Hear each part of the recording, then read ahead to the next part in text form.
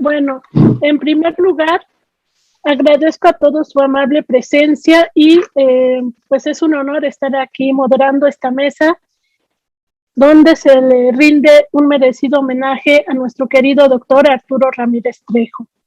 Y son 4 colegas que van a participar, así es que para no quitarles tiempo, de inmediato le cedo la palabra a la doctora Hilda Julieta Valdés García, investigadora del Instituto de Investigaciones Bibliográficas. Adelante.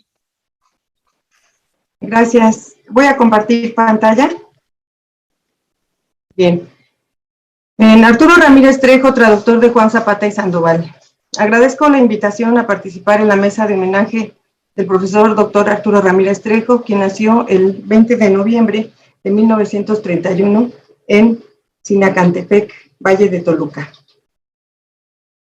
Maestro, me da mucho gusto ser partícipe de otro merecido reconocimiento que le han brindado por su quehacer universitario, como el realizado en 2012 en el Encuentro de Investigadores del Pensamiento Novohispano en Toluca, Estado de México. Un breve acercamiento a su trayectoria académica muestra que nunca descuidó las 3 áreas sustantivas del quehacer universitario: investigación, docencia y difusión de la cultura. Sus publicaciones evidencian la fructífera labor del homenajeado, las traducciones de los griegos clásicos Galeno, Menandro, Aristóteles y Heródoto en la Biblioteca Scriptorum Graecorum en Romanorum Mexicana son producto de su línea de investigación del área griega. Como apoyo a la docencia, en la Facultad de Filosofía y Letras de la UNAM, donde ha impartido la asignatura de griego, literatura griega principalmente, publicó en la serie didáctica del Centro de Estudios Clásicos la versión yuxtalineal, los diálogos de Luciano de Samosata, el manual de dialectología griega y el análisis sintáctico de las oraciones en el discurso de Pericles. Especialista en esta área, ha dirigido 13 tesis. Ahora bien, el doctor Ramírez Trejo pertenece a aquellos investigadores que acertadamente, sin descuidar el área de autores clásicos, se propusieron rescatar a los autores novohispanos.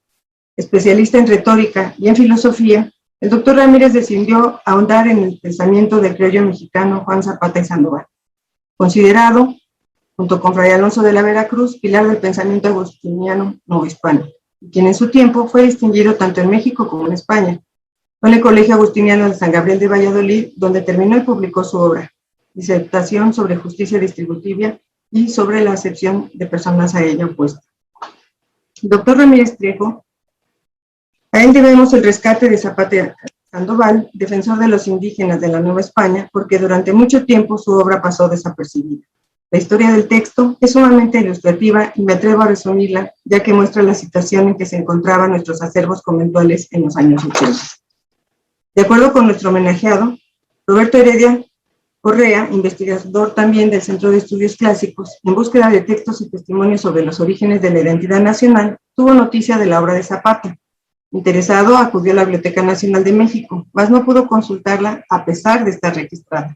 Pasado un tiempo, en una visita a la Universidad de Berkeley, encontró y solicitó copia de un microfilm proveniente del Fondo Medina de la Universidad de Chile. En este soporte, el doctor Ramírez Trejo comenzó a estudiar a Zapata en colaboración con la maestra Paula López y el doctor Mauricio Buchot, quienes publicaron en edición bilingüe la disertación en la colección Biblioteca Filosófica Latina Mexicana del Centro de Estudios Clásicos. El primer volumen vio la luz en 1994, 10 años antes que la edición española del Consejo Superior de Investigaciones Científicas. Afortunadamente, nos comenta el doctor Ramírez, en 1988, tras la iniciativa de la doctora Estela González Cicero de Lina, se empezaron a organizar los acervos con fondo conventual, y con ello fue posible contar con otros ejemplares de la Dissertatio. Como había variantes, se decidió emprender la fijación del texto para la traducción íntegra de la obra.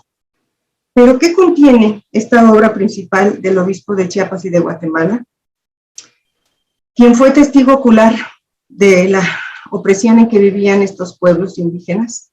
Veamos la obra que Juan Zapata decidió componer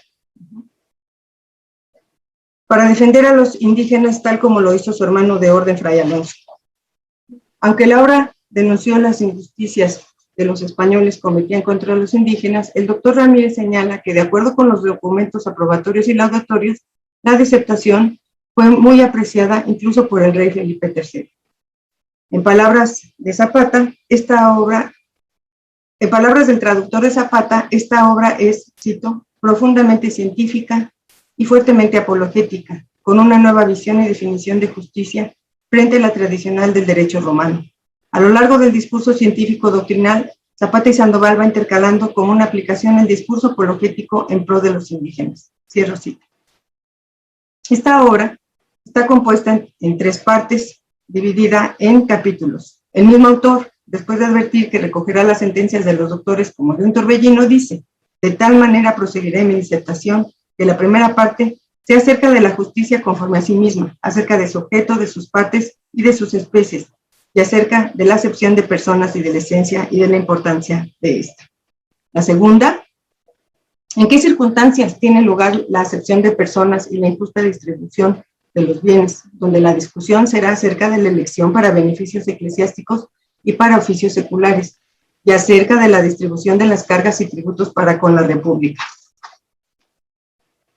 La tercera parte, principal, ¿a qué están obligados quienes injustamente así distribuyen y así hacen acepción de personas? También aquellos que impiden la consecución de todas estas cosas. Pero acerquémonos a la obra para comprender su importancia. Más allá de la doctrina sobre justicia, Zapata denunció las condiciones de sometimiento y discriminación en que vivieron los indígenas. Cito: pues las exiguas, pues como aquellos reinos y las posesiones de los mismos hubieran sido de sus mayores, por la conversión no perdieron el dominio y el derecho a gobernarse a sí mismo y a administrar justicia, pues son ciudadanos de aquellas regiones. Y como el nacido de español indígena en aquellas regiones es ciudadano, no puede ser apartado de los privilegios y de las prerrogativas de la ciudadanía, como dice Victoria en su Relectio de Indis Insulanis, segunda parte. Del mismo modo, y a fortiori, los indios mismos no han de ser defraudados de sus privilegios por la admisión de los españoles y por la predicación de la fe católica. Es más, por esto mismo deberían ser acrecentados en mayores gracias e inmunidades, como lo prueba Victoria. Por tanto, en la distribución de los oficios y cargos seculares y eclesiásticos, los indios no han de ser considerados con derecho distinto de los españoles, huéspedes y alienígenas. Este fragmento apela a la igualdad. Sin embargo, hay un fragmento que ha destacado en diferentes participaciones, ¿no?, sobre este autor, el doctor Ramírez Trejo, y que evidencia el maltrato y el sufrimiento de los indígenas. Cito: pues las exiguas fuerzas de aquellos párvulos rehuyen el pesado trabajo. Sus débiles y endebles hombros se asustan de la carga sin par, y tanto más pesada les parece la carga, cuanto a menor número han sido reducidos. No tienen sustento que les satisfaga. Habitan paupérrima casa. No poseen bienes permanentes ni fortunas de cuyos réditos se sostengan. Tampoco adquieren algo que cuiden para mañana, porque como vendidos sirven a los españoles por el gasto diario, y contratados por una pequeña paga contra su voluntad, son llevados a tierras muy lejanas, distantes todo un cielo de sus propias residencias, abandonadas sus casas y por la mayor parte del año como desterrados de los suyos, divididos de sus esposas, ajenos a sus hijos. Cuando ellos regresan, algunas veces lo he visto, lo atestiguo delante de Dios, encuentran su casa arruinada, a su mujer inhumada y dispersos a sus hijos. Algunas veces, callado, soporta angustiadamente y con lagrimable sollozo lamenta su suerte. Algunas veces yo mismo, oh dolor, lo he visto que ha sucedido ya. Se derrumba frente a la cerca o elige colgarse para que muriendo una vez no muera por largo tiempo con muchas muertes. Esta es, pues, las imágenes que nos retrata en su obra Juan Zapata y Sandoval, quien fue de los pocos de su tiempo en considerar y defender no solo a los criollos como personas aptas para desempeñar cargos civiles y eclesiásticos en el Nuevo Mundo, sino también a los indios mestizos y mulatos, pues todos ellos eran hijos de la tierra. Un argumento que sin duda tiene vigencia. Los estudios sobre literatura neolatina se han visto enriquecidos con la traducción de tan importante obra. Por ello, doctor Arturo Ramírez Trejo, reciba nuestro agradecimiento. Gracias a su labor como traductor de escritores novohispanos, hoy día se cuenta con un valioso testimonio histórico para conocer y reflexionar sobre la conquista de México. Muchas gracias. Muchas gracias, doctora Valdés. Y ahora le cedemos la palabra a la doctora Marta Cecilia Jaime, quien es coordinadora del Colegio de Letras Clásicas de la Facultad de Filosofía y Letras. Adelante, doctora. Hola, muchas gracias, doctora Carolina Olivares. Yo también me voy a permitir compartir pantalla. Espero que funcione. Ya se está viendo, ¿verdad? Sí, ya se ve. Bueno, pues en primer lugar, saludo con muchísimo cariño al doctor Arturo Ramírez Trejo. Qué bueno que está aquí, qué bueno que me hayan considerado para hablar nuevamente de su trabajo. Yo elaboré un breve texto que titulé Para que no se desvanezcan los hechos de los hombres, una frase que está entre las páginas de Heródoto, las traducciones de obras griegas realizadas por Arturo Ramírez Trejo. Y bueno, comienzo. Buenas tardes a todos los presentes. Es para mí un gusto inmenso que en el marco de las Jornadas Filológicas 2021 se me permita hablar sobre una persona muy querida y admirada por mí. Es también un gusto que esta persona me haya considerado su discípula, pues este contrato intelectual expresó confianza, cercanía y cariño. He sido convocada aquí para hablar de uno de los pilares del Instituto de Investigaciones Filológicas, pero también uno de los pilares de nuestro colegio en la Facultad de Filosofía y Letras, quien además también ha entregado su labor docente desde 1968 a cada estudiante que se ha sentado en su aula. Y ha dedicado gran parte de su vida al estudio de los clásicos de la retórica novohispana. He sido convocada aquí para hablar del doctor Arturo Ramírez Trejo y espero poder hacerlo con la dignidad que se merece. Tengo el honor de conocerlo desde hace más de 25 años. Primero como mi profesor de lengua griega en el Colegio de Letras Clásicas y después como colega, ya que fue su adjunta durante 4 años. Y puedo decir que durante ese tiempo pude aprender no solo griego, sino también el verdadero sentido de la vocación humanística y la disciplina de estudio. Él, como muchos miembros de la Facultad de Filosofía y Letras, es también un híbrido, ya que estudió Filosofía y Teología en la Universidad Gregoriana de Roma y Letras Clásicas en Salamanca, donde fue discípulo de Ruy Pérez. Es además autor de varios de los programas de estudio de griego en nuestro colegio. Como parte de su trabajo como investigador del Instituto de Investigaciones Filológicas, ha traducido inmensas obras de la cultura griega antigua. Ya en su texto, Un camino hacia los clásicos griegos, la traducción, publicado en 1992 como parte del libro El arte de la traición o los problemas de la traducción, defiende la ardua labor del traductor del griego clásico. A través de del ejemplo del rapsoda Ión, intérprete de Homero, que en el diálogo de Platón del mismo nombre, cito, Sócrates dice tener envidia de los rapsodas no solamente porque siempre se presentan en público ricamente vestidos, sino principalmente porque se ven precisados a hacer un estudio de los poetas y no solo a aprender de memoria los versos, sino también a penetrar su sentido, puesto que para los que le escuchan, el rapsoda es el intérprete del pensamiento del poeta. Fin de cita. Es también sincero el doctor Ramírez Trejo cuando en ese texto afirma que no es extraño que nunca resulte satisfactoria una traducción, a veces ni para el mismo traductor. Y gran parte de su obra, al final, siempre está dedicada a los estudiantes. Después de argumentar las principales complejidades de la lengua griega, su morfología, su polisemia, su sistema verbal, entre otros elementos, asegura que el lector siempre será el mejor juez de la calidad de una traducción. En 1976, la Bibliotheca Scriptorum Graecorum et Romanorum Mexicana publica en 3 volúmenes la traducción de los 9 libros de la historia de Heródoto, con un amplio estudio introductorio y notas del doctor Arturo Ramírez Trejo.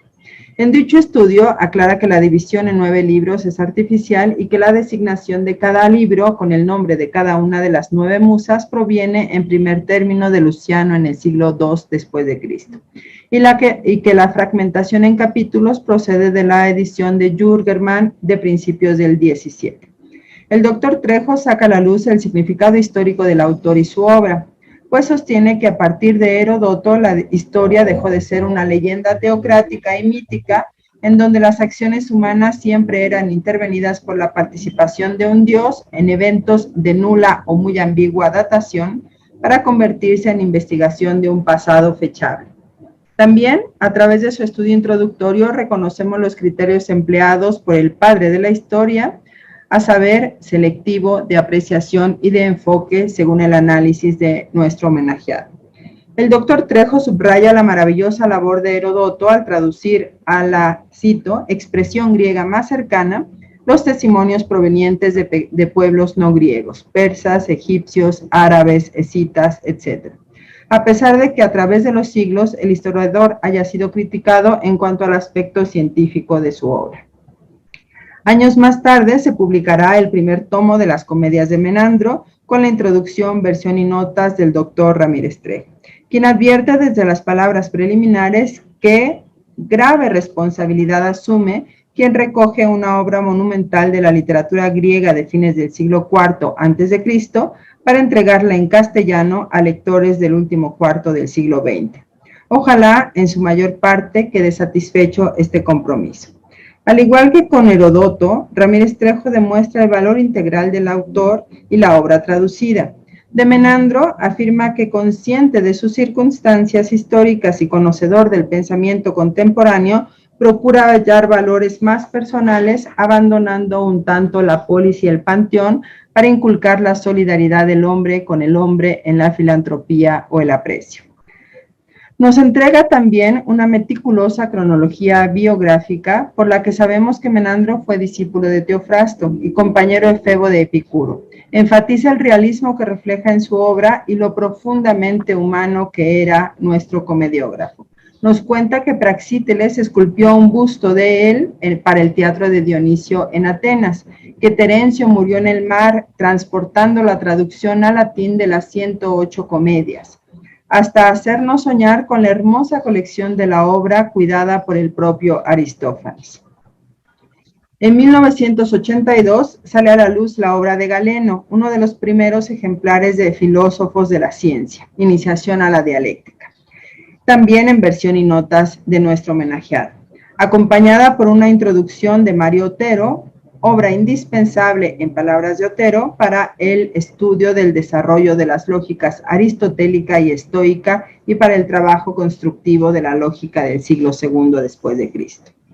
5 años después, en 1987, nos reencontramos con Menandro, a través del segundo volumen de sus comedias, que incluye los fragmentos más significativos ya por su extensión, ya por el contexto literario en las fuentes que lo citan.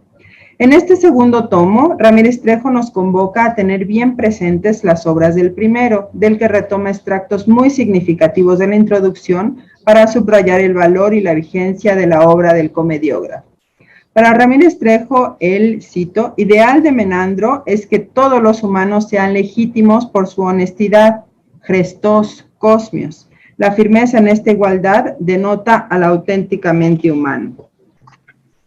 Menandro, según interpretación de su traductor, nos muestra cómo la Tige, cito nuevamente, no labra el destino de cada uno dando riqueza o pobreza, sino que cada uno es dueño de su propia realización, aunque la riqueza y la pobreza son expresión de la lucha del hombre contra el hombre. Fin de cita. El conocimiento de estos otros argumentos nos permite ampliar la perspectiva de estudio de Menandro y el impacto de su obra literaria. Ramírez Trejo confiesa además que recorrer por la lectura y comprender una obra literaria tan llena de tropiezos a causa de la erosión que la ha afectado en las múltiples vicisitudes que ha sufrido por los frágiles materiales en que fue vaciada o por el continuo trato y maltrato que de los humanos ha recibido, Es una experiencia que vivamente nos habla de cómo ha llegado hasta nosotros la obra antigua y de cómo se ha enraizado en ella nuestra cultura moderna y contemporánea a través de historia tan escabrosa como es la de un texto literario. Años más tarde podremos leer la retórica de Aristóteles, acompañada también de un amplio y meticuloso estudio introductorio que reflexiona profundamente sobre el concepto de verdad retórica. La traducción de nuestro homenajeado, quien afirma que si bien la versión que se presenta puede, cito, que un profesor explique la doctrina retórica, sin embargo, que la versión que presenta puede parecer que un profesor explique la doctrina retórica, sin embargo, al tratar sobre el origen y redacción de la retórica, es opinión común que conserva muchas de las características de un resumen o notas, de manera que no será extraño que también en una traducción se refleje este estilo. Fin de cita. Ramírez Trejo afirma que en su traducción se ha procurado la exactitud en la doctrina y la precisión en los términos. Finalmente, quiero incluir la traducción de un texto conocido como Discurso de Pericles o Epitafio, del que forma parte de las historias de Tucídides, y cuyo contexto son las primeras exequias fúnebres de los muertos en guerra, en donde un varón es elegido por la ciudad para que pronuncie un elogio sobre ellos. Ramírez Trejo tradujo y analizó este discurso con un objetivo didáctico y de aplicación en el aula, siempre pensando en sus alumnos. Fue publicado en 2017 por la Facultad de Filosofía y Letras y presenta el texto, como podemos ver en la imagen, dividido por parágrafos con el texto griego, la traducción y en una página confrontada el análisis sintáctico oracional, indicando con flechas la relación entre la oración y sus diferentes elementos. Este trabajo ha sido de mucha utilidad para el aula en nuestro colegio. Sin duda, mi estimado y admirado doctor Ramírez Trejo se ha encontrado siempre, como afirma Pan en el Díscolos, ton dinamenon tas petras enzade Georgein, entre quienes pueden las rocas cultivar desde acá. Pues ha labrado una sumamente fructífera carrera académica a través del trabajo arduo, disciplinado y sembrado de vocación. 50 años de investigar, traducir y difundir grandes obras del pensamiento clásico para que no se desvanezcan los actos de los hombres. Muchas gracias. Muchísimas gracias por sus palabras, querida doctora Cecilia Jaime. Y ahora le cedemos la palabra a mi colega, la maestra Elvia Carreño Velázquez. Adelante. Buenas tardes, agradezco la presencia de todos ustedes, así como a los organizadores de las jornadas filológicas, a quien también felicito. Yo también traje una presentación que voy a compartirles.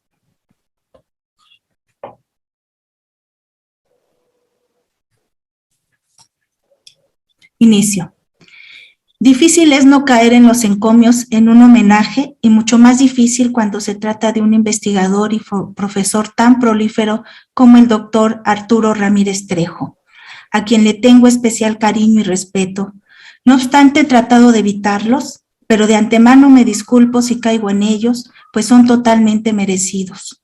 Como es conocido, Arturo Ramírez ha trabajado el área de griego clásico, donde ha investigado, traducido, ejercido la docencia, publicado y presentado diversas conferencias y estudios en eventos nacionales y extranjeros.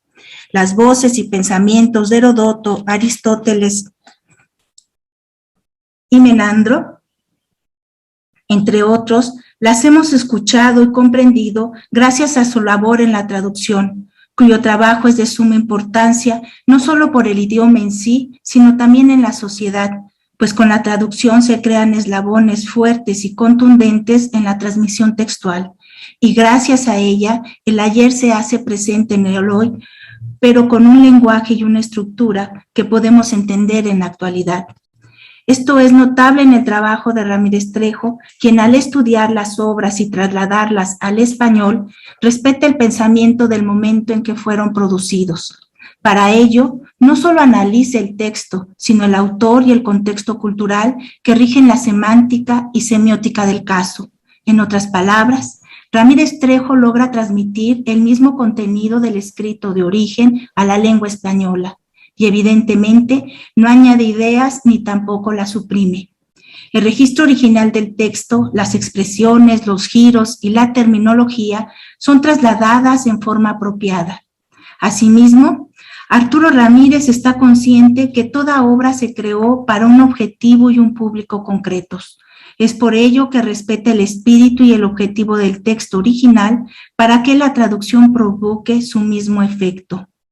Dichas cualidades en las traducciones y estudios de Ramírez no se quedan en la cultura griega, sino también abarcan la novohispana y en muchos casos espejo y descendiente directa de la tradición clásica en México, en la cual el investigador ha sido igual de meticuloso y riguroso en las obras que ha trabajado y expuesto en diversos foros, como las jornadas de retórica, las jornadas del Instituto de Investigaciones Filológicas y en los encuentros de investigadores del pensamiento novohispano, donde durante 31 años y sin faltar a la cita, ha presentado sus investigaciones y contribuciones, marcadas por la originalidad en cada una de ellas, a través de las cuales ha producido estudios sobre fuentes, filosofía, política, economía, educación, historia, literatura, teología y retórica novohispana.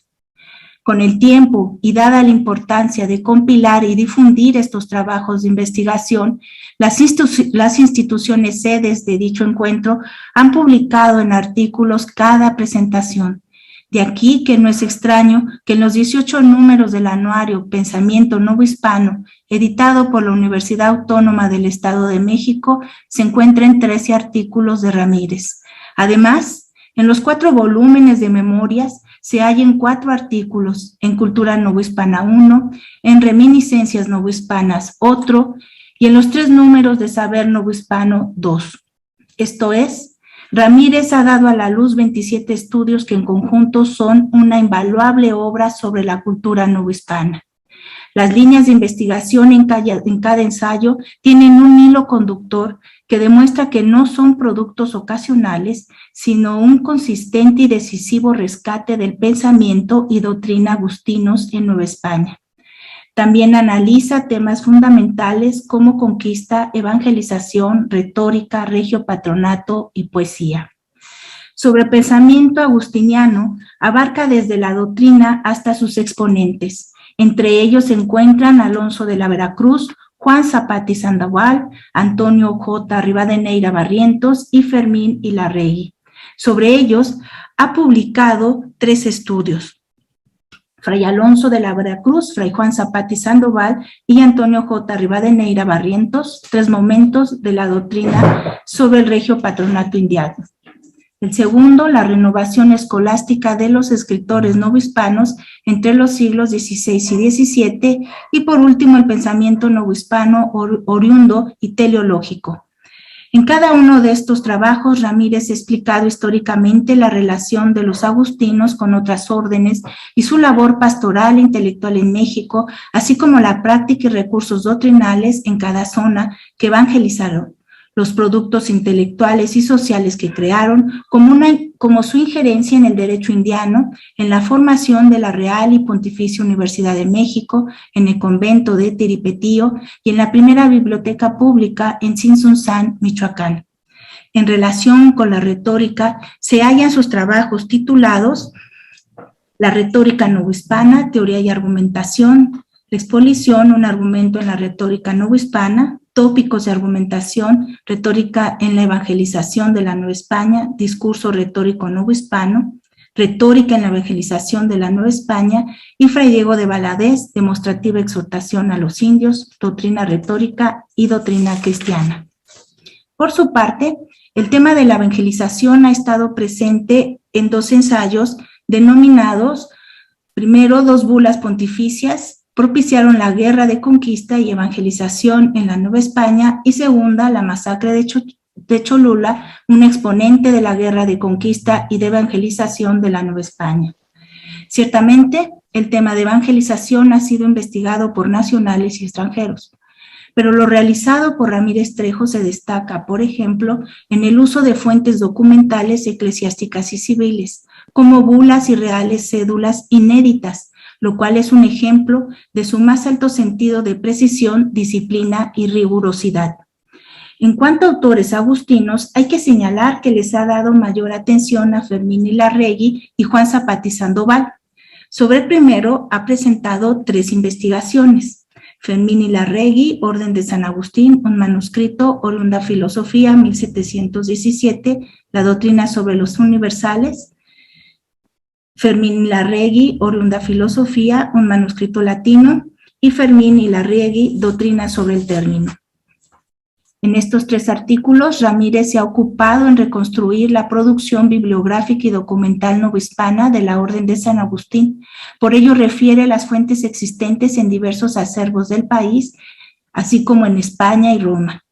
También, aunque brevemente, habla sobre los autores agustinos no tan conocidos como Francisco Javier de Mesa, Vicente Tenorio y Simón José Cervantes. No obstante, explica, y cito, antes de ellos, hubo otros muchos en los siglos XVI y XVII, pero sus obras en latín nunca se publicaron y muchas se encuentran manuscritas en el fondo reservado de la Biblioteca Nacional de México, donde se registran cerca de 300 voluminosos manuscritos entre cursos y comentarios, de los cuales más de 30 son de agustinos, como los comentarios a la Suma de Santo Tomás, escritos entre 1589 y 1591 por los célebres catedráticos agustinos del siglo XVI, Juan Amorillo, Juan de Contreras, Agustín de Zúñiga y Francisco Coronel. Escribir en latín, comenta el doctor Ramírez, las obras o tratados fue un acontecimiento común en el periodo novohispano, y habremos de entender que no se publicaron porque los criollos agustinos querían separarse religiosa y políticamente de los peninsulares. Fin de la cita.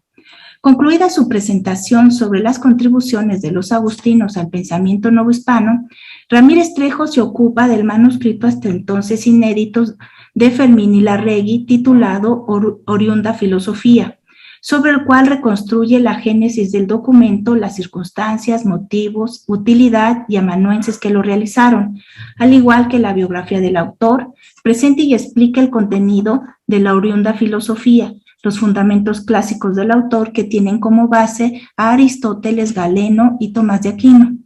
De igual manera, estudia las notas marginales del manuscrito, por lo que infiere el sentir nacionalista de Ilarregui. Por otro lado, Juan Zapata y Sandoval es el autor novohispano al que Ramírez le ha dedicado mayor atención, desde que participó en un proyecto conjunto con los doctores Roberto Heredia y Mauricio Beuchot entre 1998 y 1990, y que tenía como objetivos rescatar, estudiar y difundir la obra novohispana de Zapata y Sandoval. Fue así que en primera instancia los investigadores localizaron los volúmenes del hasta entonces desconocido autor y ahora, gracias a su rescate, esencial en las letras novohispanas.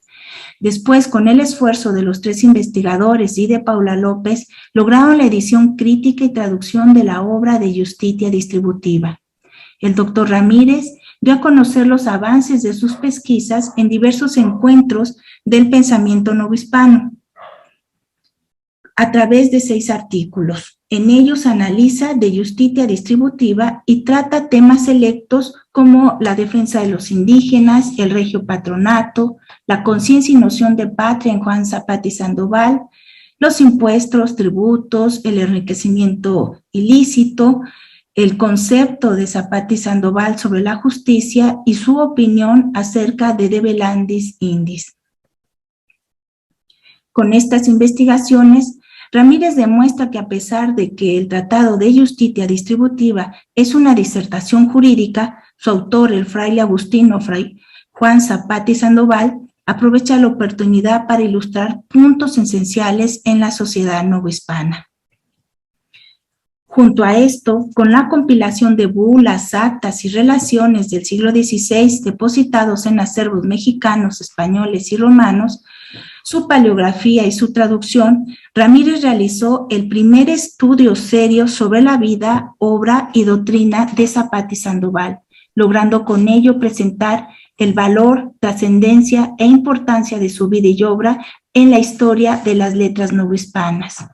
Asimismo, Arturo Ramírez se ha ocupado de la vida y obras de Ignacio Montes de Oca y Obregón, guanajuatense del siglo XIX, quien además de haber sido obispo en Tamaulipas y San Luis Potosí, se dio a conocer por haber sido un magnífico orador humanista y escritor cuya actividad literaria se puede dividir en obras personales y traducciones de autores griegos como Bucólicos griegos, obras de Píndaro, El rapto de Helena y la Argonáutica de Apolonio de Rodas. Específicamente, Ramírez se ha ocupado de la poesía y traducción de los bucólicos griegos. En suma, el trabajo de Arturo Ramírez Trejo en los estudios novohispanos es invaluable. Con él se han desentrañado del olvido valiosos tratados que explican la filosofía, el derecho, el humanismo y la literatura novohispana. Sin duda, ha creado puentes que unen el pasado y el presente, dándole voz a textos y personajes ignorados o desconocidos, gracias a lo cual nuevas generaciones pueden conocer, juzgar y reflexionar sobre el pensamiento novohispano. Por ello, doctor Ramírez, no me queda más que darle las gracias de todo corazón por estos años de ardua labor y loable entrega a las letras clásicas y a la cultura novohispana. Muchas gracias. Muchísimas gracias, estimada maestra Elvia, por sus palabras para nuestro querido doctor Ramírez Trejo. Y ahora es para mí un placer dejar que el doctor Bulmaro Reyes Coria, otro querido maestro mío y de muchos colegas, haga el uso de la palabra. Adelante, querido doctor Bulmaro. Primeramente, muchas gracias porque organizaron un homenaje a este gran maestro de la Universidad Nacional Autónoma de México. Por mi parte,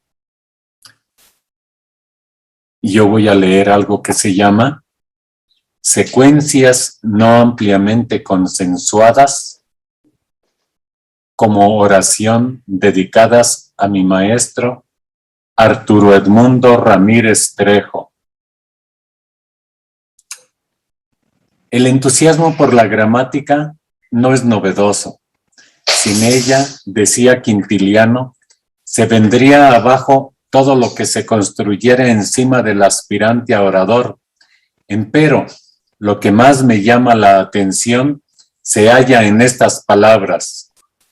Grammaticae necessaria pueris, iucunda senibus, dulcis secretorum comes.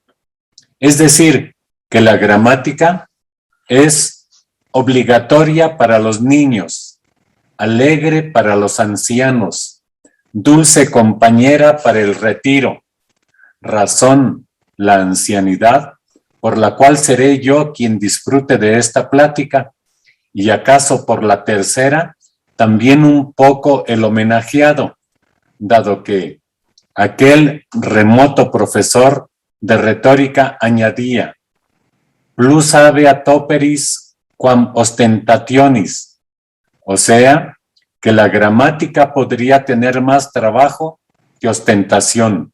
Como sea, años ha que yo disfruto añadiendo notas gramaticales a mis trabajos latinos,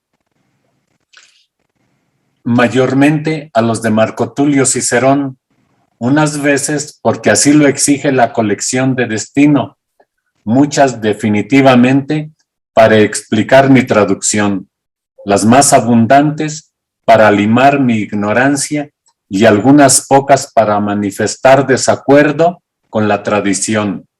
Acepto que hoy por hoy omito muchas de las primeras. No obstante, dado que aún me enfrento a pasajes que no me son de inmediata comprensión, reviso la gramática cuanto me es necesario y el resultado lo convierto en explicación que comparto con aquellos a quienes comúnmente enseño gramática latina.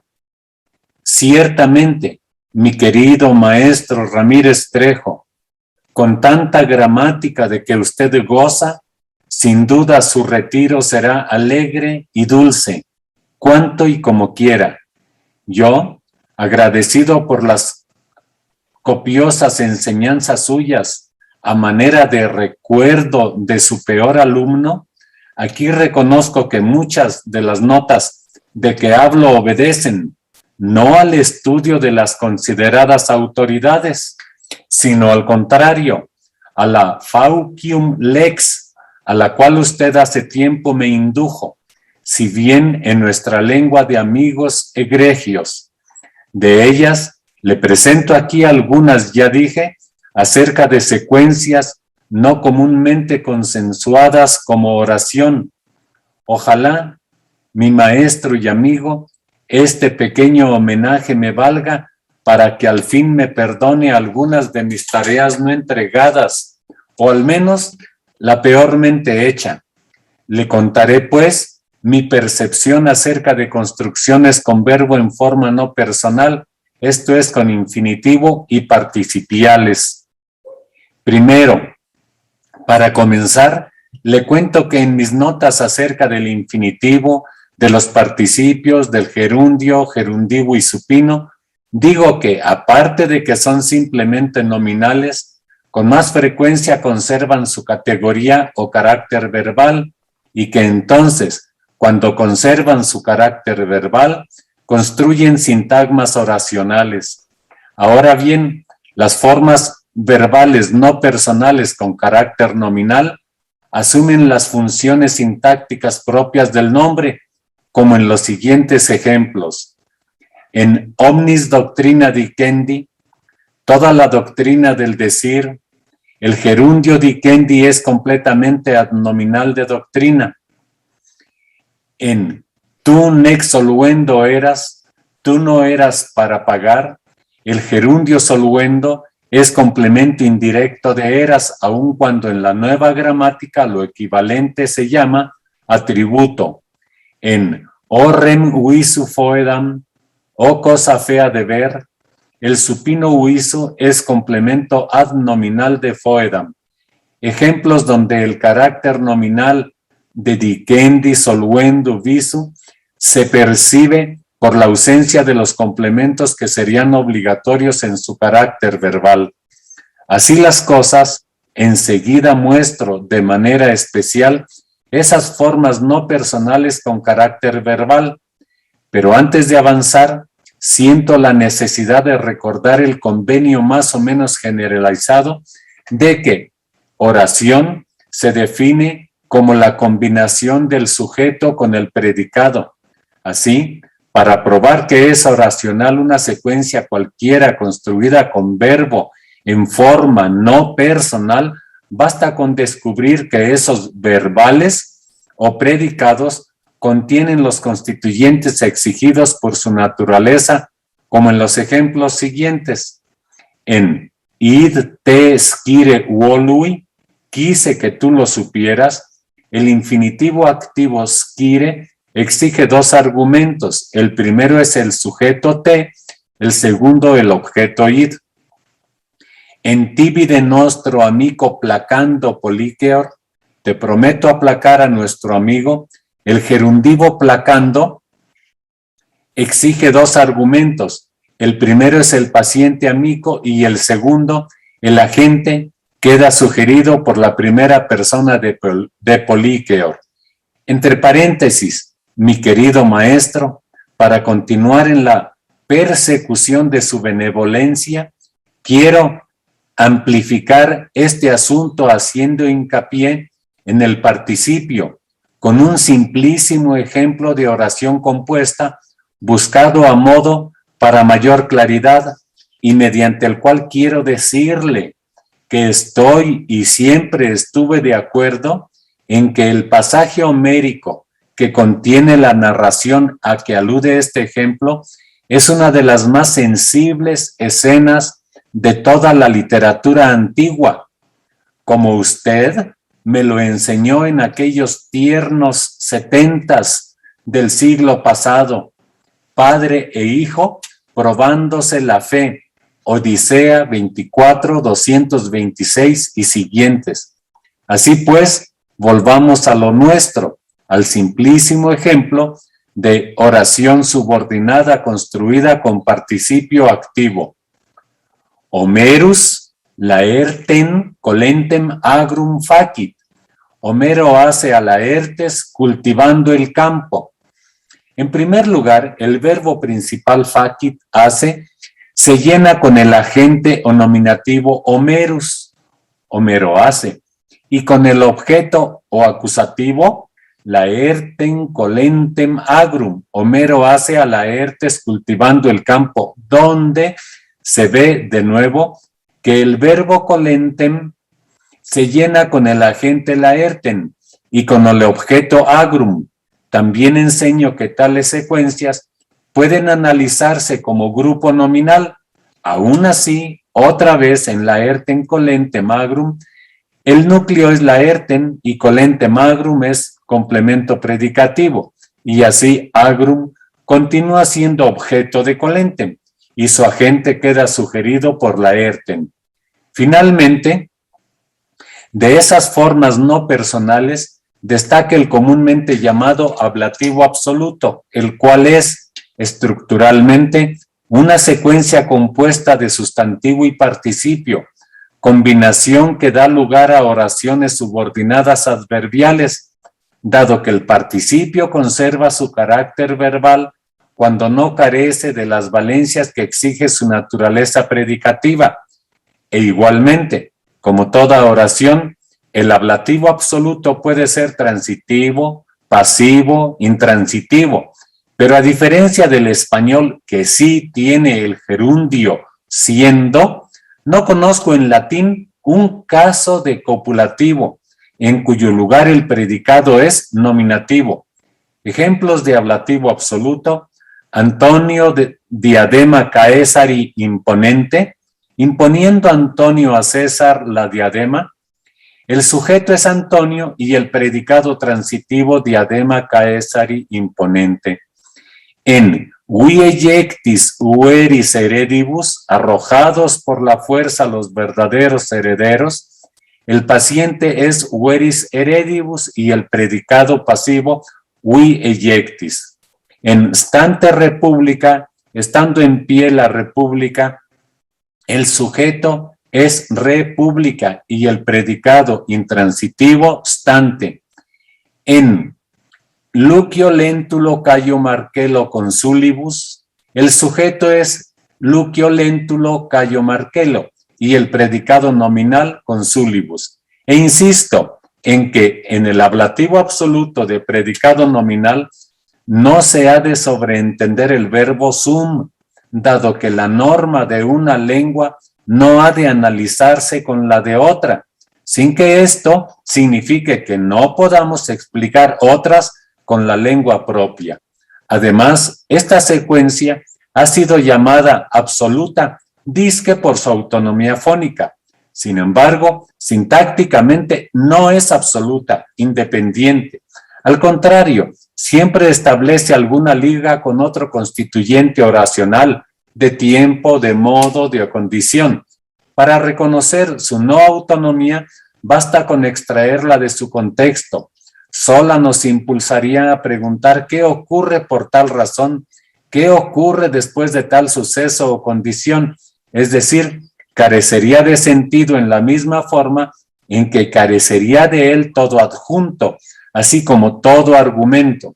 Sola se parecería mucho a lo que se llama anacoluto, y de hecho lo único que la separa, o para explicar la etimología del vocablo, lo único que comúnmente la suelta del núcleo del predicado son las tales pausas fónicas, no la sintaxis. Así, sola, tal secuencia carece de competencia comunicativa total de que goza la oración que la contiene. Es adjunto de algo más, y bien se sabe que en latín estos, o complementos circunstanciales, no siempre llevan preposición, sobre todo cuando se hacen en ablativo. En este ejemplo de Cervantes, puestas sus manos en los hombros de Don Quijote, le estuvo mirando. Don Quijote, tercera parte, capítulo 23, hacia el final. Es obvia la autonomía fónica, pero también lo es su calidad de complemento circunstancial que podría revelarse en una alternancia como esta, con sus manos puestas en los hombros.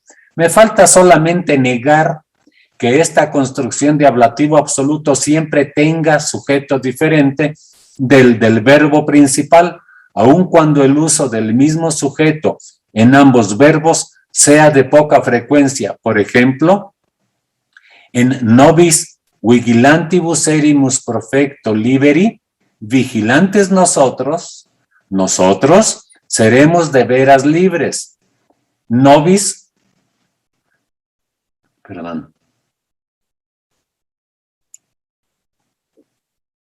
es sujeto de vigilantibus y el nos morfológico lo es de erimus.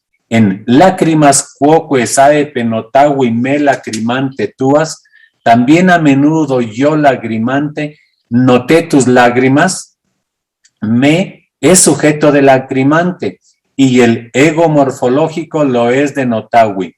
En laetos fecit se consule fastos, consulel hizo alegres los fastos, se es sujeto de cónsule y el ile morfológico lo es de fecit. Repito, para acabar esta plática, el infinitivo, los participios, el gerundio, el gerundivo y el supino, que son formas no personales del verbo, pueden ser nominales, pero cuando conservan su categoría o carácter verbal, entonces construyen sintagmas oracionales. Y a todos los que estudiamos gramática, por obligación en la primera edad, más tarde se nos da la oportunidad de alegrarnos jugando con ella y de disfrutarla hasta la saciedad.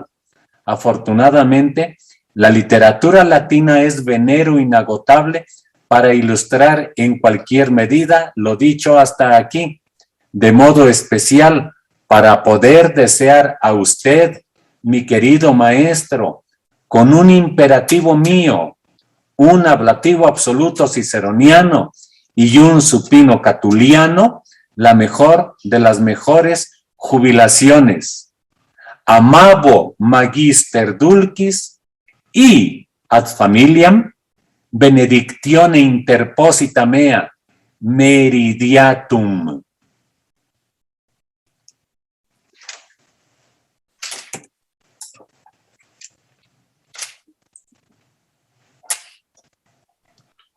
Muchísimas gracias a todos los participantes en este homenaje.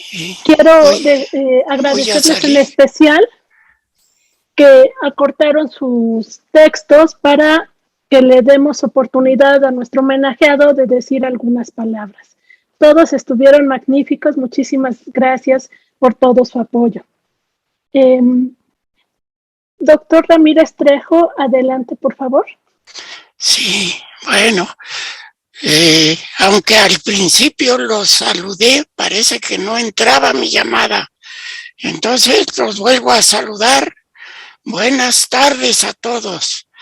Y lo que yo puedo decir es 1000 gracias a quienes organizaron y participaron en este evento homenaje a su servidor, un homenaje que pues recibo con mucho gusto de quienes fueron mis alumnos y son mis colegas muy cercanos.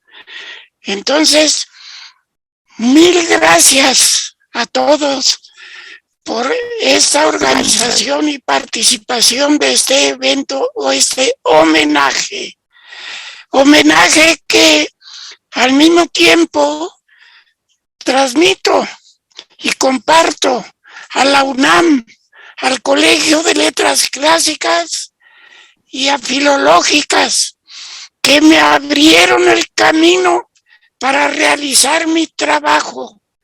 Mi trabajo, recuperar la cultura clásica, y el pensamiento novohispano para ser parte de la tradición y así propiciar la recepción tanto de la cultura clásica como del pensamiento novohispano, propiciar la recepción por parte y a beneficio del pueblo mexicano principalmente, aunque haya repercusión más allá del pueblo mexicano.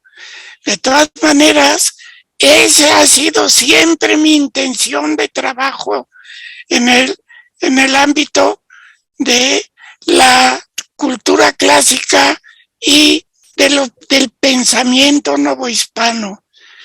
Ser transmisor de las mismas para propiciar la recepción en beneficio principalmente del pueblo mexicano.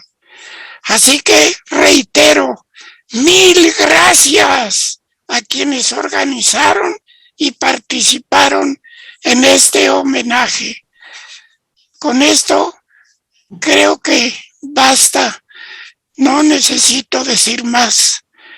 He recibido con mucho gusto y al mismo tiempo, como ya dije, lo he transferido y transmitido para la UNAM, el Colegio de Letras Clásicas y Filológicas. El Colegio de Letras Clásicas, que también me hizo un homenaje, puesto que empecé a trabajar en el Colegio de Letras Clásicas, dando latín y griego, en el año 1965, de lo que inclusive tengo hasta comprobante de ese trabajo que comenzó entonces. Y Filológicas, pues me recibió en 1971. Por eso estoy cumpliendo, o acabo de cumplir, 50 años de trabajo en Filológicas. De tal manera que la UNAM, con estudios, Colegio de Letras Clásicas y investigaciones filológicas, me abrió el camino para un trabajo muy de mi agrado y yo espero que sea fructífero y no un trabajo inútil. Así que, una vez más, 1000 gracias a organizadores y participantes, y homenaje que transmito también y lo comparto con la UNAM, el Colegio de Letras Clásicas y las investigaciones filológicas. Así que es mi frase de agradecimiento. 1000 gracias. Muchas gracias, querido doctor Ramírez Trejo. Y bueno, quiero decir que varios colegas quisieron participar en este homenaje. Desdichadamente, por cuestiones de tiempo, no fue posible incluirlos a todos. Pero tanto en el chat como en la sesión de streaming hay muy buenos comentarios por toda su labor, querido doctor Ramírez Trejo. Y yo, para concluir, antes de cederle la palabra a la doctora Julieta Valdés, quiero retomar a Jenofonte y en nombre de muchos compañeros que hemos sido alumnos, yo la peor de todas, como diría el doctor Bulmaro, quiero referirme a la última parte de la Gesilao, obra donde Jenofonte, también evocando a su querido maestro Sócrates, dice lo siguiente: la fuerza corporal envejece, pero no decae el vigor de los hombres buenos. Y usted es un magnífico ejemplo de todo eso, querido doctor. Ahora sí, querida doctora Valdés, tiene usted la palabra. Ay, gracias. Yo quería compartirles precisamente unas fotografías que nos ofrecieron los hijos del doctor Ramírez, y hay una en particular, ¿no? Esta, ¿no? La de Victoria, por ser compañera de mi maestro. Gracias, Victoria, por apoyarlo siempre. Y por supuesto, pues también, ¿no?, a la familia, a sus hijos, Arturo, Luis, Leopoldo, Lidia, Elisa y Estela. Gracias por apoyar a mi maestro, porque todavía nos enseña, ¿no? Y la lucidez que tiene, bueno, se debe a los cuidados, por supuesto que también ustedes le han brindado siempre. Muchas gracias.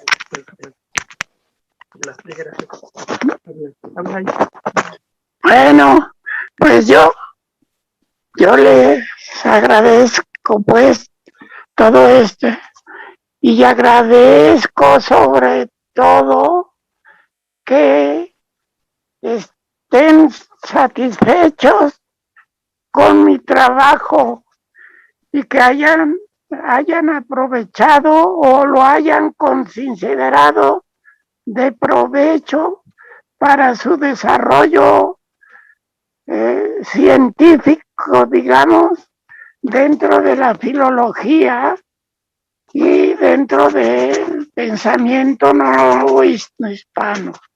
Así que muchas gracias y mis mejores deseos para todos, para que sigan trabajando y sigan teniendo éxito en su trabajo científico, filológico sobre todo, y en su producción literaria y de discurso. Así que gracias y felicidades y mis mejores deseos para todos y para beneficio de sus familias. Así que gracias y hasta luego. Hasta luego, querido doctor. Muchas gracias a todos. Y bueno, cerramos esta sesión. Le agradezco en especial también al ingeniero Arturo Aparicio por su apoyo y los invitamos a seguirnos acompañando por la tarde en estas jornadas filológicas. Muchas gracias a todos. Gracias, querido doctor.